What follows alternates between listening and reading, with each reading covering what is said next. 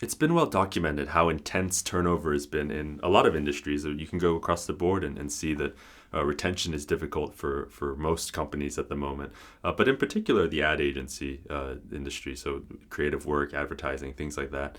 Uh, Here's an industry that I think relies a lot on the knowledge of its workers and the expertise of its workers. So any fall off in terms of retention or ability to grab talent when you need it really hurts these companies in a way that it might not hurt, as other industries as much, so to speak. And a lot of the times, people are pointing to things like burnout and different factors like that to explain what's happening with turnover. But there are three other reasons I'd say that are important to think about, especially when it comes to the ad agency industry, but also just agencies in general, and then also creative work in general, that I think are important to think about when you think about top level issues like this. So a lot of the times, when we're reading headlines and when we're reading news, and it's easy to point to kind of the lowest hanging fruit, which would be, oh, people are burned out and people, are changing what they want from employers. But here are three alternative thoughts when you read a headline like that. So the first is that the creative work in general is hard. So and collaboration is so important when we're talking creative, that it's not conducive to a kind of a remote world, so to speak.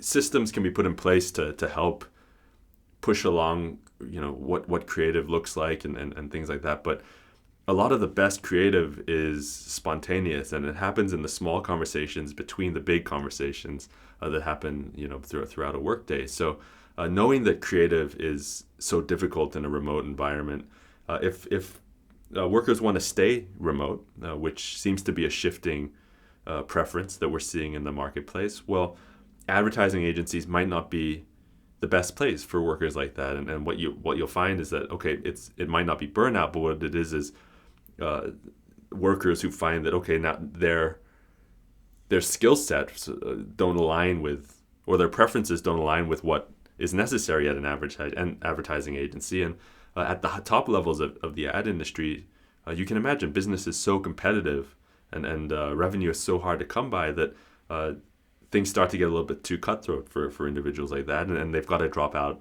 of the race. So that would be one reason. It would be creative is hard remote, and you can't sustain that in a remote environment.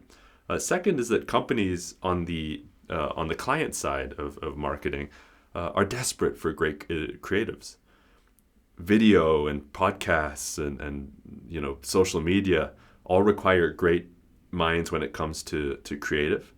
And as soon as the ad agency or people who sell products and things like that see that creatives are on the market from ad agencies, they're going to be quick to go and fill their organizations with that talent. So you've got a supply and demand imbalance there, to where you have people who are unhappy with the way things are going in the ad world, and then client side who are willing to pick them up for typically a bit of a price premium. So you've got that outflow that makes it a very candidate favorable market, a worker favorable market, and you get kind of the exodus then from people fleeing the ad agency.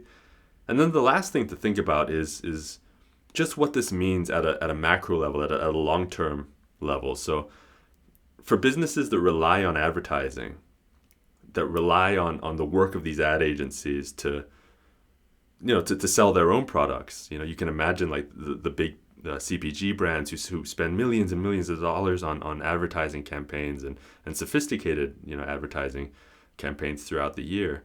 If the ad agency start to fall, and they're not as effective as they were because of the labor shortage, what does that mean for the bigger companies who rely on their work? And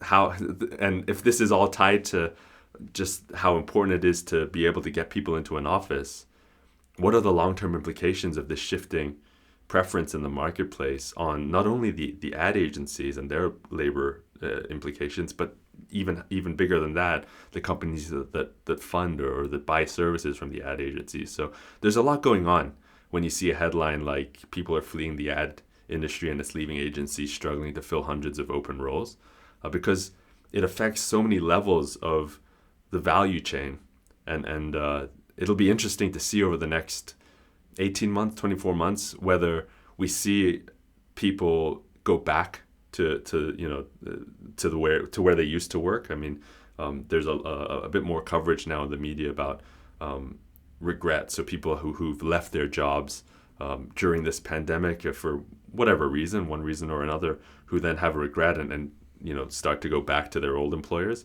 It'd be interesting to see if that's a trend that continues, especially in the creative and ad space, because there are such big consequences down the road for many different kinds of organizations, and then you as a consumer as well. When you think about buying choices, what does that mean for you? So interesting space to watch. Oftentimes it's easy to get caught up in the headline and the easy low-hanging fruit as to why things are happening.